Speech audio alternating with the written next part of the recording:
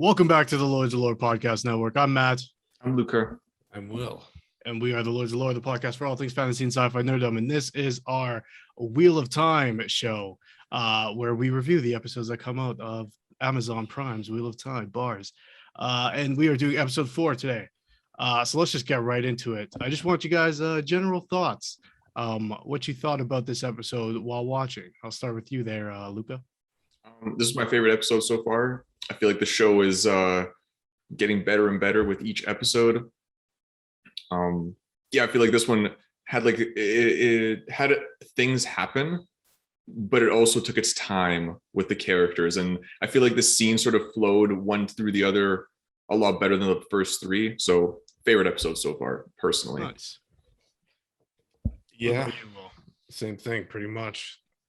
I was just happy to get a lot more information compared to the other episodes, a lot more exposition, which is kind of nice because I kind of like slightly understand what's going on. You know what I haven't done, which I think I might in the future, but I also don't want to do because of spoilies, is just to look at like a map or something of the world. I had the same thought, and I looked up the map and I was just more confused. The map was Okay. like, it's not very like it's hard to read, I guess is the best way I can sum it up. Yeah, because it's like Geladan. No idea where the fuck that is. Yeah. But it'd be kind of nice to know where it is because it might be. I literally important. searched up Eye of the World map because I was like, let me get like maybe if it like got expanded and subsequent entries, and I was still fucking confused. Nice. I was like, where the fuck is Two Rivers?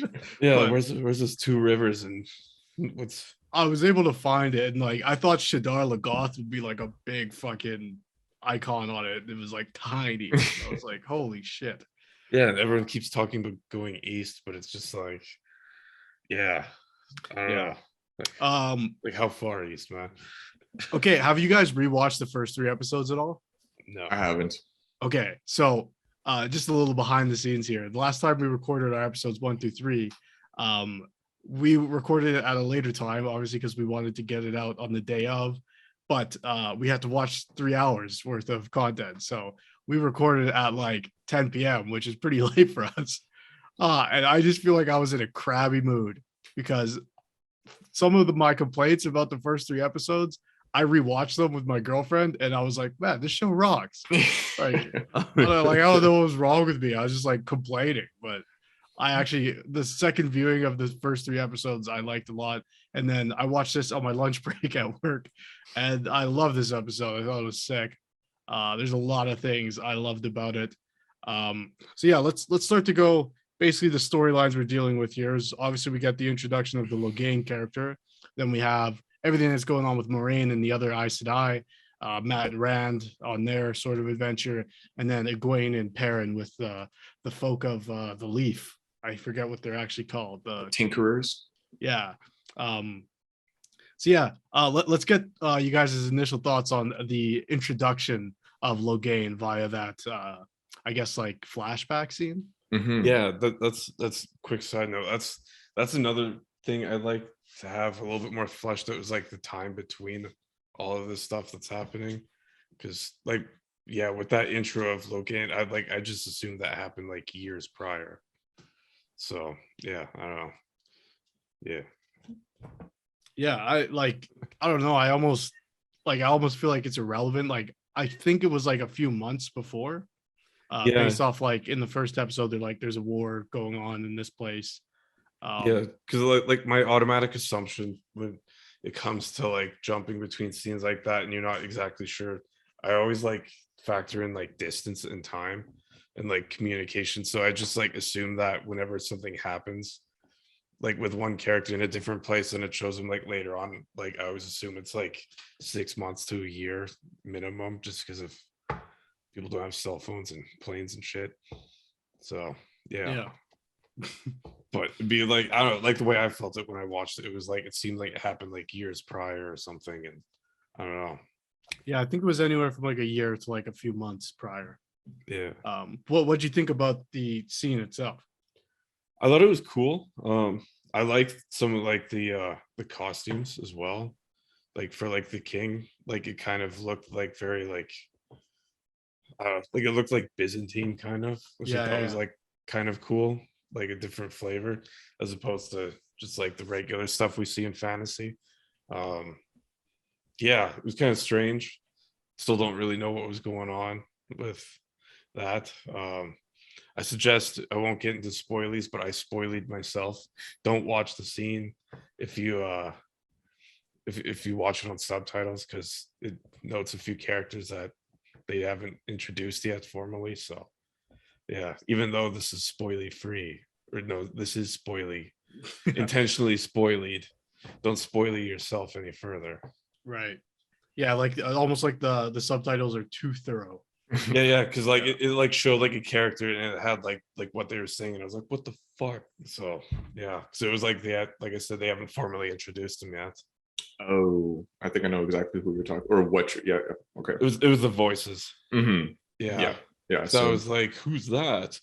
oh, and then it said who was talking. Okay. Yeah, and I was like, I haven't heard of that person yet. So yeah. Okay.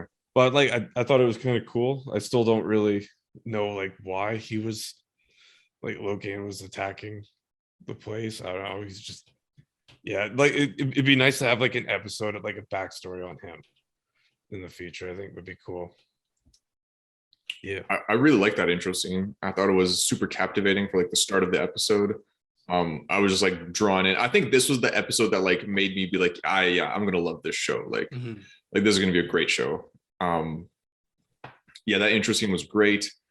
The one thing that I noticed during it, and I was like, I like that, was when people are speaking like English, obviously, like a lot of them have very different accents. And it's like, yes, obviously they would. Like if they're speaking some kind of like common tongue, like Right. they'll have different accents on that like common language, which you didn't really even see in like Game of Thrones. And I thought that was like a nice touch.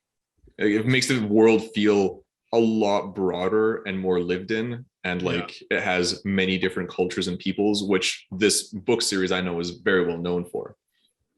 So I think that was I think also later on there's the scene where Lan is talking about um like his people from the borderlands and like their sort of history and culture, which I thought like sort of like I love how there's a lot of exposition in this episode and in this series in general so far.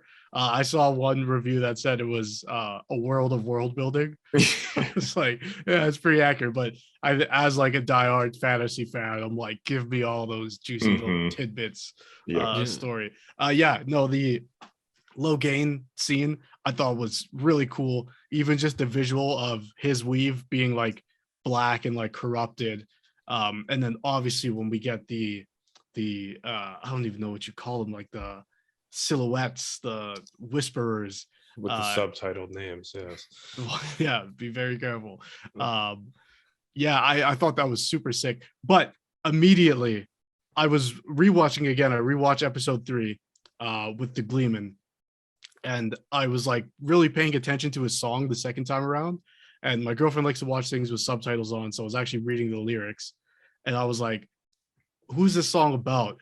What if this is about someone who remembers his past lives? Because most people forget them as they're, spat out by the wheel of time. And then sure enough, like the Logain scene was like direct reference to that. Someone being able to, or thinks they're able to remember their past lives and speak with their past lives. Very like reminiscent of like Avatar, being able to like connect with the old avatars. I thought it was like super cool, like looking at the Gleeman song as like a story about Logain. But again, we see like another male character who's a channeler who's having like psychosis episodes. But we see like Logain is able to sort of like push him to the side and be like, I'm going to make my own choices type of thing. And he ends up sparing the king, which I thought was cool that like he's at least aware that this is like either not real or subjective, I guess, which I thought was like a really cool way to interpret that. But yeah, he was badass, and he was like an interesting character. He wasn't just evil to be evil. He had goals and stuff. Yeah. I'm curious to know if he was actually gentled at the end. Like I couldn't. That's what it seemed like she was trying to do. Yeah. But I wonder if that worked. Like, I'm very curious to see. Like, I feel like his character has to play a bigger part, but I could be wrong. So that was my one complaint at the end of the episode. I'm jumping ahead a little bit. Is that like that's a really powerful scene at the end where you see his weave like leave him, Mhm. or his connection to the true power, whatever you want to call it. And like you see, because like the Gleeman explains like his nephew losing it, and it sort of reminded me of like being tranquiled in the Dragon Age universe, which probably borrows from this a little bit too, but almost like it's like a lobotomy in a Mhm. way. And so like seeing him at the end of the episode being like just like he just like on his face, he was just like devastated. I thought for sure he got gentled. Hell yeah. Yeah. Which also brings up the sort of the differences between the different types of Aes Sedai. Mhm. Luca, what are your thoughts sort of on like the difference between the different colors? I loved it because it was like hinted at in the first few episodes. Like we've only learned of 3. I don't know how many there are. We learned of the green, where like the soldiers, the red, who seem to be like their own internal law enforcement, and then the blue, who are like spies. That's what is Yeah. sort of implied, like sort of like information gatherers in the world type of. I don't actually know, could be wrong. But I love that. Like I think I mentioned it when we were talking about the first 3 episodes, how you can like they've already hinted at within each faction there are their own smaller groups with their own goals and like in inner conflicts. Like we saw it hinted in the White Cloaks, we saw it now in the Aes Sedai. Oh, those are the only 2 like major powers we've seen, but I love it. It like it just makes the story more complex, gives it layers, gives like different motivations, different characters. And I love the fact that none of the characters yet have been like you said, like evil for the sake of evil, or like just have no clear motivation. Like you can see that there's conflict between the red and the blue and the green, but like in that moment where Logan escaped, they all trusted the red Aja. I forgot her name specifically. Yeah, it does. Leandrin. I have Leandrin. Like they all channeled into her and let her do what she needed to do. So there's like gentle and softly. Yeah, it's like there's a despite the conflict, there's still like one faction. It's just nice to see sort of layered story instead of just evil good like divides. Be cool to see like if there's like a power struggle, like a political thing between like all the different, I guess, like sects of it. Like the different colors. And like the throne, I can't remember what they Amerlin seat. Yeah. So like if they're kind of like each group is kind of like vying for control or something like that, I think that'd be kind of cool to see. I mean, I feel like that's what it felt like, where especially in that scene where the green Aja was talking about like, well, like the red one will do what she wants, or Leandrin will do what she wants because the Amerlin seat isn't here to like enforce the law of the White Tower. And she sort of like steps up to Leandrin too. She's like, we do what's right, not what's convenient, or I can't remember the exact expedient phrase. I think she said. Which is a really cool scene. I really like that character. Oh, and let's talk about like the I guess the bond between like warders and Aes Sedai, because to me that was like one of the standout things of the episode. It was so like obviously we get Lan and Moraine, but as we see them in the context of the other warders and other Aes Sedai, you see like they are kind of odd, and that's not the norm. Like they are quiet and reserved, and they sort of communicate without speaking sometimes. Whereas like the other Aes Sedai and their warders are more like open and like feel like more like real people. Like I love that one trio. Yeah. Where like you can like see like the 2 men are like cuddling at the fire, and you're like, oh, okay. Like I didn't realize they could be together. Like 2 different warders could like, and then it's like, it's like they're like a threesome. They're like, I was like, cool. It's like super interesting. And then I think that same character, that woman says like, oh, I could never do just one warder. Like, I couldn't be a blue. Yeah. Love it. What are you guys' thoughts on the warders and their sort of connections? Will?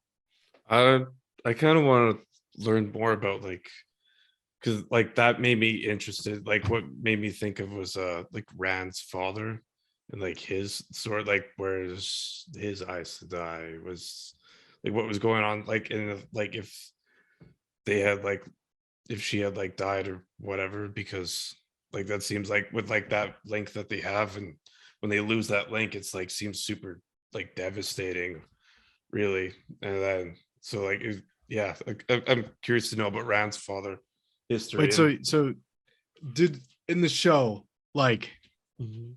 so the sword is what you're thinking he was a warder at some point? I think so, yeah. Yeah. And like, and it seemed just like from his like the way he looked, Yeah. like his mannerisms, like he seemed a lot like I don't know, I guess like very like rigid almost. Like he reminded me a lot of Lan. Yeah. Like, So my thoughts were the same. And so since that first scene where and the Rand's swords are dad, similar. yeah, they're both like katana like style swords, right? But I Yeah. was looking at Land's sword the whole time to see if I could see the same crane on it. And I've never seen it. So I'm like, is he like trained in the Borderlands and that's the connection between like the similar styles? Or like was he a warder at 1.2? But then we also know like that Rand had a mom and she's passed away, but we don't really know much about her. Yeah, was she an Aes Yeah. Sedai? Maybe I don't know. Kid Aes Sedai have kids and stuff. I don't know. I'm not sure. Yeah. Yeah. But like, I'm definitely interested to learn more about like the link and if it's like magical and stuff like that. Like if there's something more to it other than these people spending a lot of time together. It's I think they're bound in some magical way because they feel the same pain. Yeah. So there's like that scene in episode 3 where Nynaeve pops like the wound. It's all pussy and gross. And she's like, yo, be careful. This is going to hurt. I know you feel what she feels type of thing. I don't know if it's like a 1-for-1, like she gets hit, you feel it. But then there's obviously that scene. I think the character's name is Steppen. Yeah. The sort of the double wielded axe guy. Axes, yeah. And when his Aes Sedai dies, he like, you see him feel it.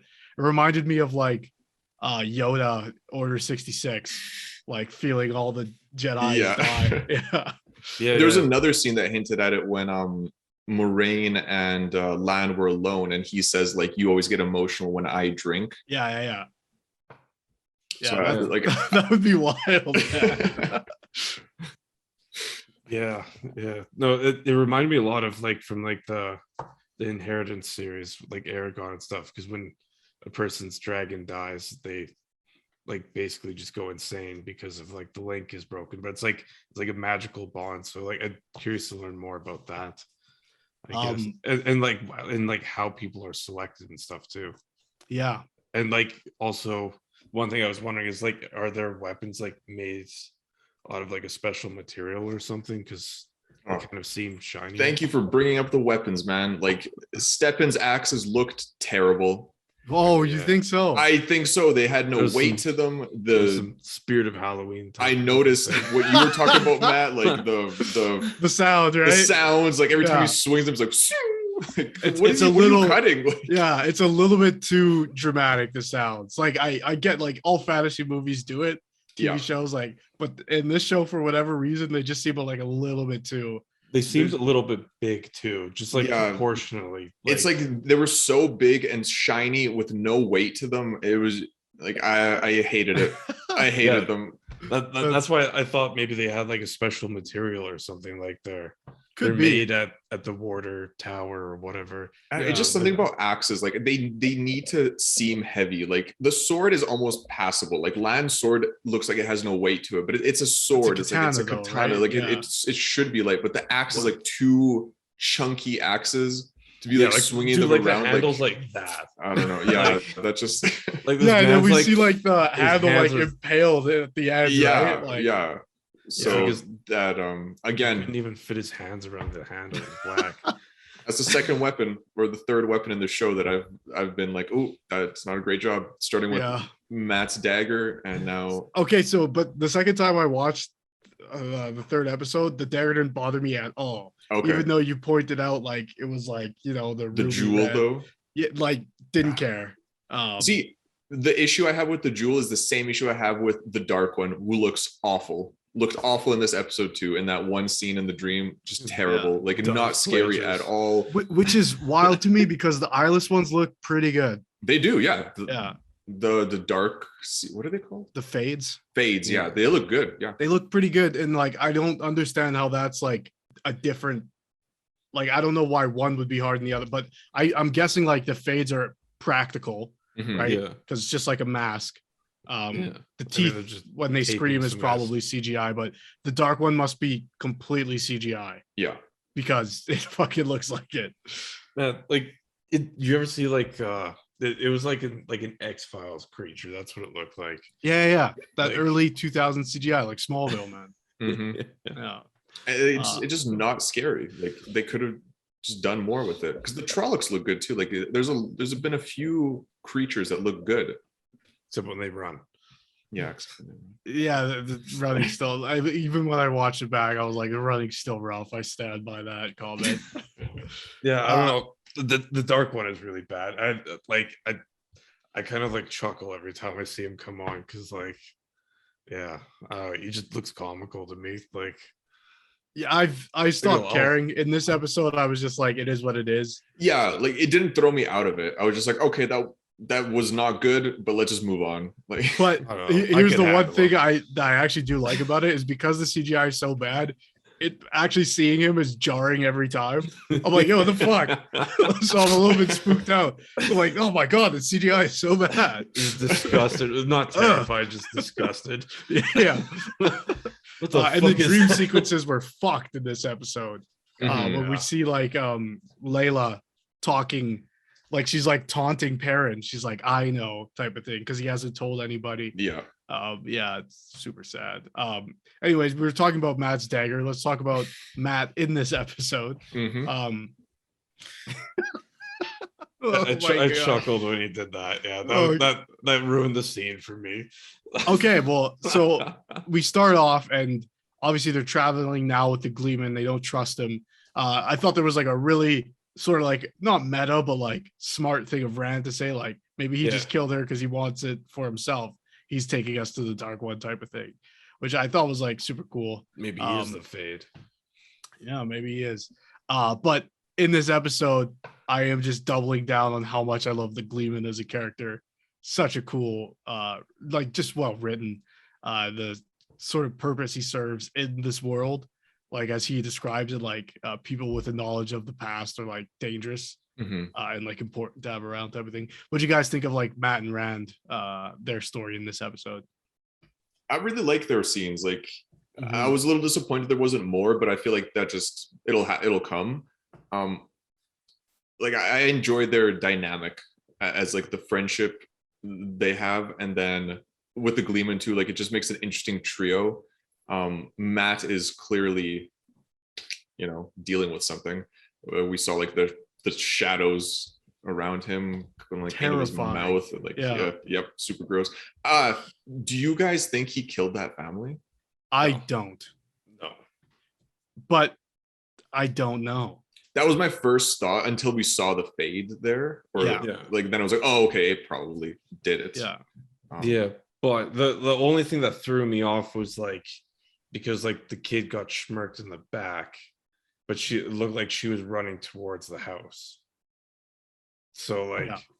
like I if know the same and like the story, yeah. fade was like already up in like the loft thingy. Like it seems like why was the kid outside like so late at night, and like B, like it looked like the way that her body was positioned, like she was like running away Yeah. from like, so like maybe like Matt was like geeking out and then she got scared or something and then she tried running away, but like I said, it looks like she got shanked in the back. Yeah, I definitely think that's going to come up because that was like we went inside, we saw like the woman and the man were dead. Yeah. And it like implied that Matt had done it until we see the fade. But then leaving, he like stops for a second and looks at the little girl. Obviously, like they shared a really cool moment earlier in the episode. It sort of reminds you again of like, what he has at home that he's trying to get back to. But he like stopped and was like, what? Like he had no idea what was going on. My theory is that like the fade, like he sensed the fade's presence because of like his weird shadow thing he's got going on. Yeah, and is there like competing darkness or something? Like, yeah. I wonder. Yeah, because we don't know what the shadow is in Shadar Logoth. Yeah. We just don't touch anything or else it'll consume you. And we see that happening. Like when he spit it out and it started like spreading, I was like, oh no, man, what have you done? Because like even the Aes Sedai don't know how to fight it off. So I don't know what's gonna happen to him.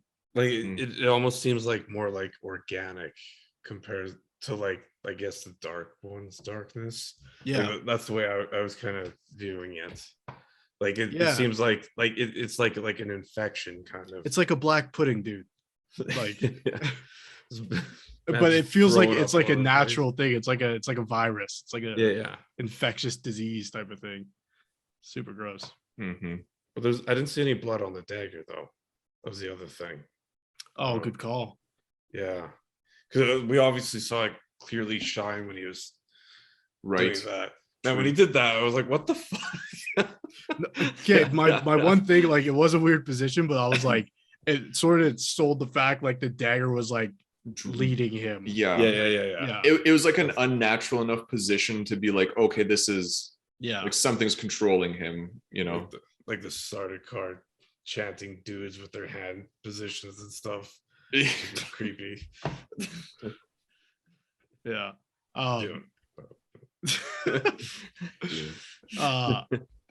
Yeah, no, I also love that scene where they first show up to the farm and they're like, where they're sneaking at night, and then the guy's like, and Rand's like, yeah, if you really wanted to shoot us, you would have gone with your fingers and not your fist.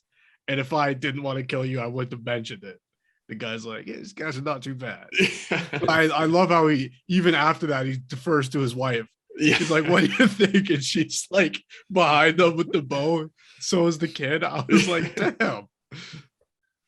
Yeah, that was a great scene. Actually, like, I love those moments where, like, Rand has been slowly growing on me as a character. He Same. felt sort of like the most, I don't know, white bread of the bunch. he's Like, the most Archie generic. Andrews. Yeah, like Superman, fucking, you know. Yeah, but I feel like they're doing a good job of just like slowly developing him into like also an interesting character, like throughout, like through these first four episodes. Like there's so many moments that could have gone, like, could have made him into that just generic, I don't know, like, Boy Scout type protagonist character. But he's slowly turning into like kind of a smart guy. Like, he's reasonable and I like him. He's growing on me. Yeah. And the actors too. I think the actors are doing like a great job. I like the cast. Yeah. And this was the episode that, like, Nynaeve and Lan, like, their banter, their interactions, I loved. I loved it too. And to be honest, like, my girlfriend even said this last night, like, when Nynaeve shows up at the end of episode 2 and then throughout episode 3, she was like, I know I'm not supposed to hate this character, but I do, because it's just like, you know, when the character shows up and it's like dramatic irony and like they don't know they should be on the same side. Mm-hmm. So and it's like, oh, just fucking explain it to them. Yeah. You know, like, up until this point, I thought like Nynaeve was sort of like, and like, obviously, like, maybe that's like through the lens of like Rand being like, oh, you're taking away the love of my life or whatever to become a wisdom. But she just, to me, felt like hostile for the sake of being hostile. But as we sort of peel back the layers of the onion, we like see that like she's got her reasons for her resentment towards the Aes Sedai. Yeah. And I don't know, the way she spoke with Lan, sort of like opening up to him, like, oh, you're not what I thought you were, and she's not what he thought she was. I thought, their interactions were super cool. But she is what he thought what she was. I guess, yeah. Oh, yeah, that's right. He got cut off. Yeah. Okay, the scene where she obviously comes to him, he's like praying, doing the ritual for like his people. I can't remember exactly what it was. Something about 7 towers. Yeah. Similar to the story like Manetheren, where it's like something that was lost. We, pray for it's like to come back or whatever. But then she recites like the old tongue and the thing that her parents said before they like left her. I can't remember where she said. I think before they got attacked, like her village was attacked and they put her in a cellar. And so she like says it and then explains that she doesn't actually know what it means. It's just something she says. And then he's like, do you want to know? And she's sort of like hesitant, but like nods. The quote is, we shall go into the land so our children can always hold us and we will never be alone. And this, jumping forward a little bit to Perrin and Egwene, like the people who follow the leaf, like, and just everything that's happened so far that explains how the Wheel of Time works. Just like this cycle of like dying to be reborn again and becoming something bigger than you are. Like the leaf will fall and nourish the tree, and then the tree will grow and sprout more leaves. Reminded me of this quote from the total different story of the show, where you know, we will go into the land so our children can always hold us. I just thought it was like fucking beautiful. I was like, damn, Yeah.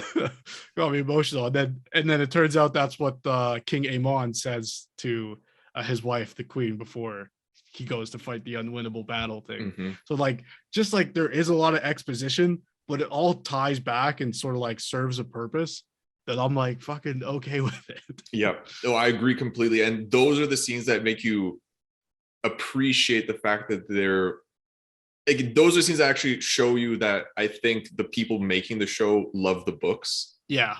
Because I don't like, all these philosophies obviously come from the books and all these cultures and these people, and the way that they're like tying it all together, just it's growing like a lot. Like, it's just really turning into something that I think will be a great show.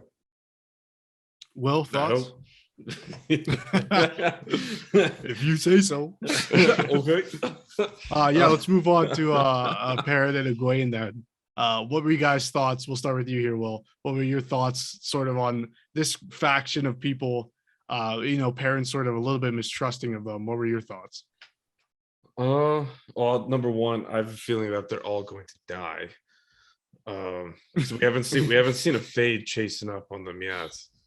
Like right, yeah. On them yet, and I think the Trollocs are pulling up on them. Oh yeah, definitely everyone's gonna die except for Egwene. Because it was like the fucking foreshadowing of just, what do you mean you guys have no weapons? There's so many of you. You're what like, if you get attacked? Don't say it. Yeah. So like the whole time I was like, man, they're all gonna die. Like the grandmother's definitely gonna die. Yeah, I don't know.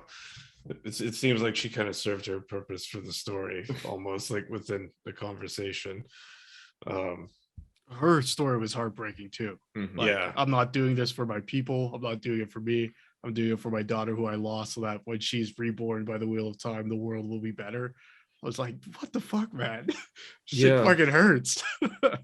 That whole interaction they had, I loved when she thanked him for like doing the work, and her like that line where she was like, you finding peace in the work is the honor. Like, yeah, I don't know why that just it hit really nicely, like that line.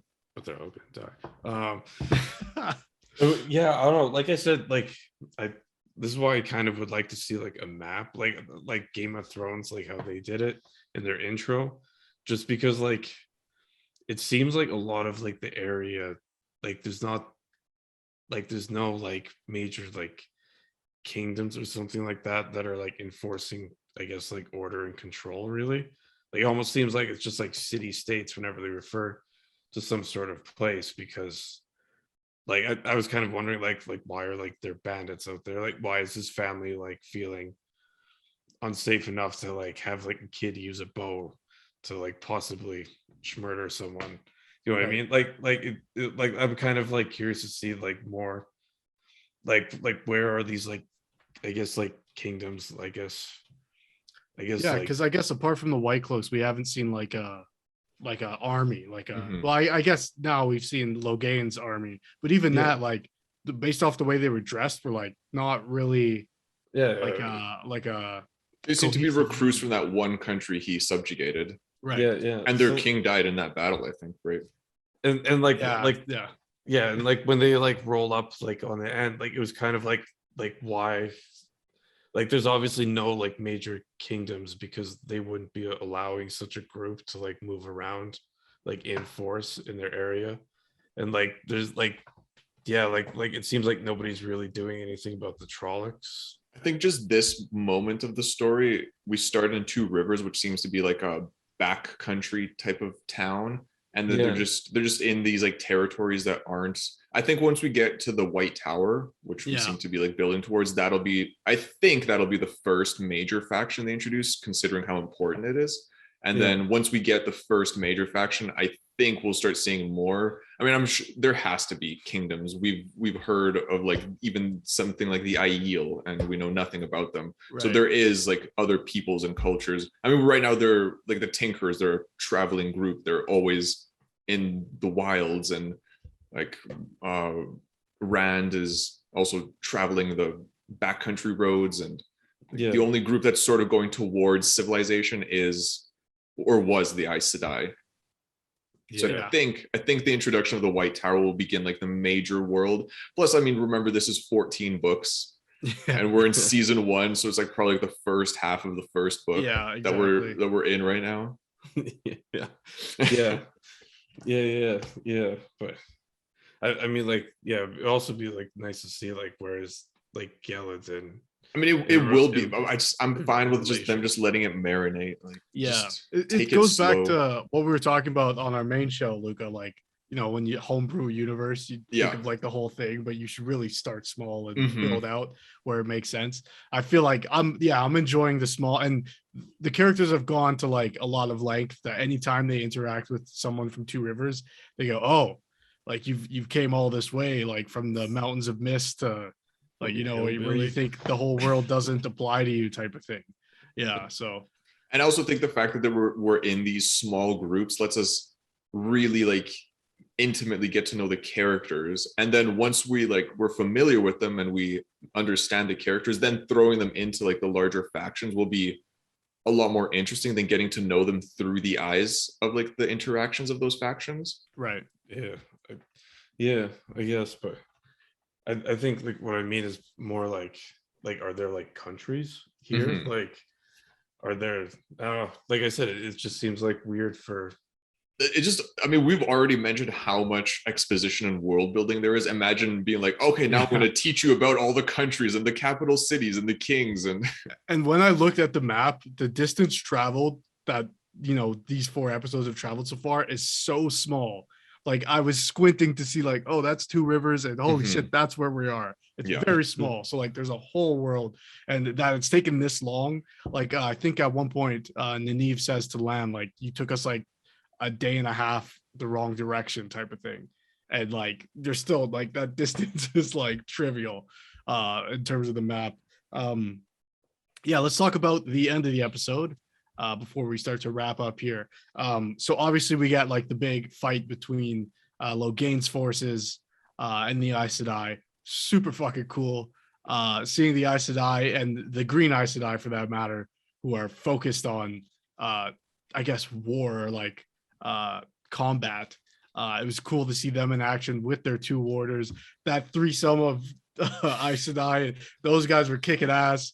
The dude with the bow and arrow. I love when characters shoot bows like that, where it's like they're holding the arrows ready to go. Yeah, like, bah, bah, so bah. sick. Shooting 3 at a time. Awesome. Loved it. Yeah. And the bow sounded cool. It did. That was one of the weapons that sounded cool. The weapon enhanced sound is good for the bow. Yeah, totally. And then we eventually get the fall of Logain. What were you guys' thoughts? We'll jump over to you, Will. What were your thoughts on like how this whole sort of battle played out? I like the battle, but like the thing with like Logain, like it was it seemed like it just happened too soon. Almost like I was expecting him to be like a major antagonist. Like, I mean, he still could be. I mean, he could pretend to have power or something. I don't know, but yeah, it just seemed like a pretty bold take to do. Like, basically introduce this guy just to effectively neuter him at the end. Yeah, I felt the same way. It was like he was so menacing, and most of the episode he spends being like in the meditative state. So he's menacing because the way people talk about him is like, oh, I can feel his power, and he's just sitting there looking smug, you know. but was it his power? What were the 2 voices that have been subtitled and ruined for me? So don't watch it. Well, don't tell me. Yeah. Don't subtitle it for the first few minutes. But it's also like, even if they are right, it's like, we don't know whether those voices are real and really there and connected to him, or That's they're true. just a manifestation of his madness. Like he might think he's speaking to those people, but not at all. Yeah, because I guess we did see that at the start, right? Yeah. And even like the first episode where we see, you know, that one person talking to someone who thinks like, you can't die like this. Yeah. And it's like, yo, who are you talking to? And that's why they gentle that first guy. So yeah. Yeah. What about you, Luca? Yeah, I also thought I didn't expect him to be, I thought he was going to be saved, honestly. Like that's Mhm. where I thought it was going. And low key for a second when Moraine came in to talk to him, I was like, yo, did she do this? But no, she didn't. Um, I loved, obviously, if we're gonna talk about the ending, like the big reveal at the end with Nynaeve's power, like her drawing on the one power, which already was implied with like her being a wisdom, and like Listening to the wind. Moraine saying like, yeah, you like women call it different things all over the world, but it's the same thing. It's like Mhm. I assumed from that sentence that she would be a channeler. But it was really cool to see, and obviously the implication that she could be the dragon, based on what Moraine said to Logan just like a minute before. Right. And then her power is like a radiant sun. I also did notice in the first episode that scene between Moraine and Nynaeve, where she comes into the cave and she's cleaning, and it's sort of like a hostile conversation. Mm-hmm. But when I watched it again, it was like more of an interrogation.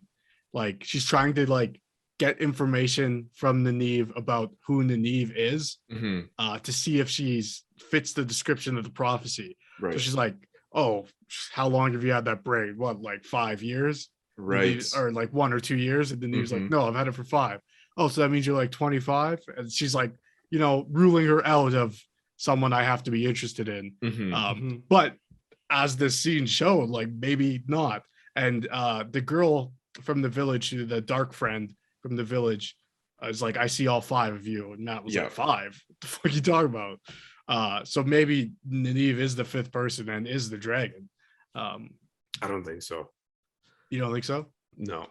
Then how would you explain what happened at the end here? I think she just has like power, but I don't think she's a dragon. I'm like fairly certain who it is. I actually, like, to be honest, I have not spoiled this for me. It's just I'm just ruling out other characters, but I do think I know who it is. Who do you Fair think it enough. is? Based on Will's inferences. Mind you, there could always be a curveball, but I think it's Rand. It's way too much Archie Andrews shit going on. It's just there. I don't see it with Matt. I think he'll have some sort of power, but the same thing with like Perrin. Perrin's obviously the big dude of the group. He's just a sad big dude, just not a happy one. I think we've seen Matt and Perrin both like sort of given to temptation. Yeah, I think or- it's like their own or like set. rage. Yeah. Yeah, I think they have their own thing. But I think it'll either be Rand, but if the show, I don't know. I could also see it being Egwene, but 'cause it Yeah. feels like those two characters we haven't seen the most about. Like we don't really see much about like their own struggles and that kind of stuff. So that Yeah. makes it like we always just see them like when they're in their pairs, like it's always either about Perrin or it's always about Matt. We never really. Yo, here's the thing I picked up on my second watch through too. There's something going on between Perrin and Egwene, because in the first episode when she has her ceremony and her braid thing, Layla, who's Perrin's wife, doesn't show up, and Nynaeve brings it up, and when he goes to see her, Perrin, he says, "You didn't even go to her thing," and then they sort of just have a conversation. I think he says, "I love you," and that's sort of the end of that scene. But I thought that was weird that it's like they made a point to like mention that there's some tension between the two. So I wonder if like we get some more of Egwene's backstory and how that'll play out. Like maybe she is super powerful and Layla was like jealous or something. Yeah, Interesting. Yeah. But yeah, that's just based on my own guess, I guess. Just because, like I said, we haven't seen that. Like yeah, Rand's in all these scenes, but we don't really see anything like his internal struggles and that kind of stuff. Yeah, Interesting. I thought it was cool too. And Like he looks like Archie Andrews, so well, then there you go. he's a Boy Scout. Yeah. He sort of rejects the girl in the tavern because obviously he loves Egwene. I think that was his trial, like his facing temptation. Matt's takes puking the up dagger. fucking darkness. Yeah, because he took the dagger though. He was told not to, and he still did because he's a thief. He took the dagger, and then we see Perrin go into a rage and end up killing Layla. So I think those two have been ruled out for me, and I would say I probably think it's Rand or now Nynaeve. I don't think it's Nynaeve. I think she's just like a powerful magic user, but I don't think A she's druid among sorcerers. in contention. Yeah. Any final thoughts, you guys? I'm excited for next week. Yeah. I think the show is just getting better and better, and I think once they do a season 2, it'll be even better. I am very glad that this show is going the way it's going. Like there's been some missteps maybe. Maybe if I'd read the book, I'd feel a different way, but I like it. It's got good quality, good acting. I watched the intro sequence. I didn't see the credits for I didn't watch the intro credits, the first 3 episodes, or the second and third, because it wasn't any of the first, but really good. I really liked it. Like the weave, the way it was happening, and the music was great. Weave. I agree, but the one thing I was thinking is like Game of Thrones has such an iconic intro, Mm-hmm.